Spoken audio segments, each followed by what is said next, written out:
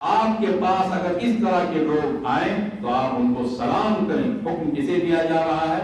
اللہ کے رسول صلی اللہ علیہ وسلم کو. اور جن کے بارے میں جنہوں نے غلطیاں کی ہیں ان کے بارے میں وہ غریب بات، اس لیے کہ اللہ تو اچھوں کا بھی رب ہے، اللہ بروں کا بھی رب ہے. بننا چاہتے ہیں اللہ کی رحمت ان کے لیے بھی اسی طرح وسیع ہے، اور اللہ کی رحمت ان کے لیے بھی اسی طرح لکھ دی گئی ہے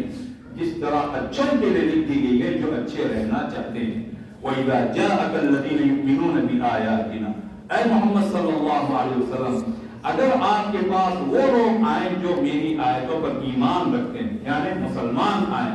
فَقُلْ سَلَامٌ عَلَيْكُمْ،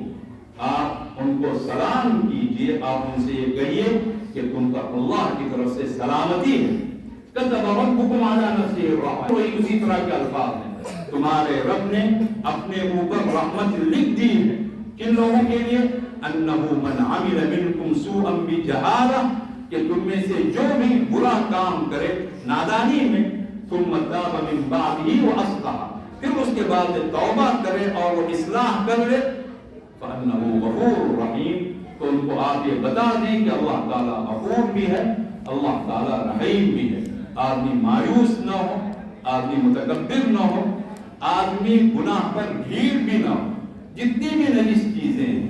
شراب انتہائی نجس چیز ہے، جوا انتہائی پلید اور ملعون ترین چیز ہے، ان تمام نجاستوں کو چھوڑنے کا اللہ نے حکم دیا. جو آیات نماز میں تلاوت کی گئی اتفاقاً ان آیات میں وہی بات، یا ایھا الذین آمنوا انما الخمر والمیسر والانصاب والازلام رجس من عمل الشیطان فاجتنبوه لعلکم تفلحون. اے لوگوں جو ایمان لائے ہو، بے شک شراب، بے شک جوا جس میں سٹا والا سب آ جاتا ہے، والانصاب اور وہ پتھر جن پتھروں پر جا کر ماتھا ٹیکا جاتا ہو یا غیر اللہ کے لیے ذبح کیا جاتا ہو، وہ تمام پتھر، والازلام اور فال کے تیر جس میں نکال کر غیبی خبریں اپنے تو وہ معلوم کی جائیں، تیر نکالا کرتے تھے، ایک طرف نام لکھتے تھے ایک طرف لا لکھتے تھے، اور تیر جس طرف کا آ گیا نام آ گیا ہاں تو کام کرتے تھے، لا آ گیا نہیں تو کام نہیں کرتے. یہ سب کیا ہے؟ نہایت گندگی. یہ کیا ہے؟ گندگی ہے، غلاظت ہے، نجاست ہے. اللہ کے حکم پر عمل کرے انسان، ایک صاف ستھری زندگی بسر کرے، سارے بوجھ اتار کر پھینک دے، اس کے لیے دنیا بھی مبارک، اس کے لیے آخرت بھی مبارک. فَاجْتَنِبُوهُ لَعَلَّكُمْ تُفْلِحُونَ، اس جوئے سے بھی بچو، اس شراب سے بھی بچو، اس سٹے سے بھی بچو، اور اس طرح بدعقیدگی سے بچو، اور اس طرح جو مشرکانہ کام ہے ان تمام سے بچو، تاکہ تمہیں فلاح ملے، تمہیں کامیابی ملے. ایسی پاک شریعت، ایسی عظیم شریعت اللہ نے ہمارے لیے اتاری. اب ہمیں یہ طے کرنا ہے، ہمارے جن عزیز نوجوانوں نے پروگرام رکھا ہے ہم ان کو مبارکباد دیتے ہیں، جو لوگ یہاں پر تشریف لائے ہیں ہم ان کو مبارکباد دیتے ہیں، ہم ایک ایک خاتون کو، ہماری ایک ایک بہن اور ماں کو مبارکباد دیتے ہیں، ایک ایک عزیز بچی کو مبارکباد دیتے ہیں. ہماری آپ سے کوئی رشتہ داری نہیں، یہ خدا کے نام پر، خدا کے دین کے نام پر، خدا کی شریعت کے نام پر، خدا کے کلام کے نام پر، اور اللہ کے عظیم رسول حضرت محمد مصطفیٰ صلی اللہ علیہ وسلم کے نام پر، آپ کی سیرت کے نام پر، آپ کی سنت کے نام پر ہم سب جمع ہوئے ہیں. اس محبت کو اللہ تعالیٰ اپنی ذات کے لیے قبول فرمائے، اور یہ محبت دنیا میں بھی کام دے گی، آخرت میں بھی کام دے گی. قیامت کے دن اللہ تعالیٰ اعلان ان المتحابون للجلال اليوم اظلهم في ظلی یوم لا ظل الا ظلی. کہاں ہیں وہ لوگ جو میری عظمت کی بنیاد پر ایک دوسرے سے محبت کرتے تھے؟ آج میں ان کو اپنے سائے میں جگہ دوں گا، سایہ دوں گا، جس دن میرے سائے کے علاوہ کوئی سایہ نہیں ہوگا. ہم مبارکباد دیتے ہیں، ہم یہ طے کر لیں،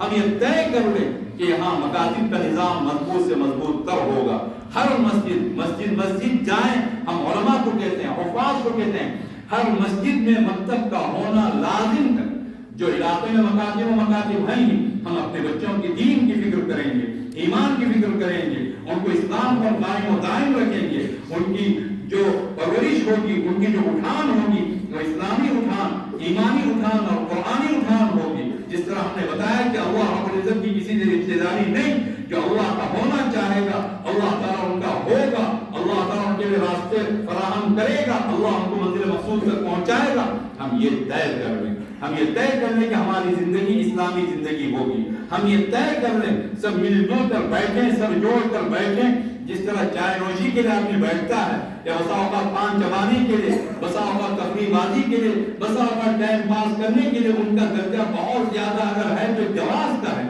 ہم ان کاموں کے لیے بیٹھیں جن کاموں کے ذریعے سے ہماری زندگی بہتر بنے گی اور ہم اللہ کے سب سے بڑے عبادت گزار بندے بنیں گے جو لوگ حرام چیزوں سے بچتے ہیں بڑا کوئی عبادت گزار نہیں رسول اللہ صلی اللہ علیہ وسلم نے ارشاد فرمایا اتق المحارم تکن اعبد الناس جو چیزیں حرام ہیں تم ان سے بچو تم لوگوں میں سب سے بڑے عبادت گزار بن جاؤ ہم یہ طے کر رہے ہیں ہمارے گھر کے بڑے طے کر رہے ہیں ہمارے نوجوان طے کر رہے ہیں سب سے بڑھ کر ہمارے علماء و حفاظ و ائمہ مساجد یہ طے کر رہے ہیں ہماری تمام خواتین عفت مآب خواتین طے کر رہے ہیں کہ ہم ہر حرام سے بچیں گے بھی اور جہاں تک اللہ ہمیں طاقت دے گا ہم بچائیں گے بھی ہر نجس سے ہم دور رہیں گے بھی اور دور رکھیں گے بھی ہم سب سے بڑے کیا بن جائیں گے عبادت گزار بن جائیں گے اس کے لیے ضرورت علم کی ہے علم کی روشنی کی ہے اللہ کا فضل اور اللہ کا کرم ہے گاؤں گاؤں قریہ قریہ ایسے علماء موجود ہیں ان کی قدر کیجئے ان کو اپنے سر آنکھوں پر بٹھائیے ان کو اپنی پلکوں پر سجائیے ان کا احترام کیجئے ان کا اکرام کیجئے حضور اکرم صلی اللہ علیہ وسلم کے اس مبارک ارشاد کو یاد رکھیے گا من لم یرحم صغیرنا ولم یغفر کبیرنا اور بعض روایت میں یہ بھی ولم یعرف لعالمنا فلیس منا جو ہمارے بڑوں کا اکرام نہیں کرتا ہے جو ہمارے چھوٹوں پر شفقت نہیں کرتا ہے جو ہمارے عالم کے حق کو پہچانتا نہیں ہے اس کا ہم سے کوئی تعلق نہیں ان کا اکرام کیجئے ان کے پاس جا کر منت سماجت کیجئے اور ان کے ذریعے سے قرآن کریم کی مجلسیں لگائیے طالب بالغان کا نظم کیجئے شادیوں کے تعلق سے جو برادری کی جتنے رسمیں ان تمام رسموں کو اٹھا کر پھینک دیجیے طے کر دیجیے زندگی بسر ہوگی شادیاں ہوں گی شریعت مطہرہ کے مطابق اللہ کے کلام کے مطابق برادریوں کے رسم و رواج کے مطابق میں برادریاں کس لیے ہیں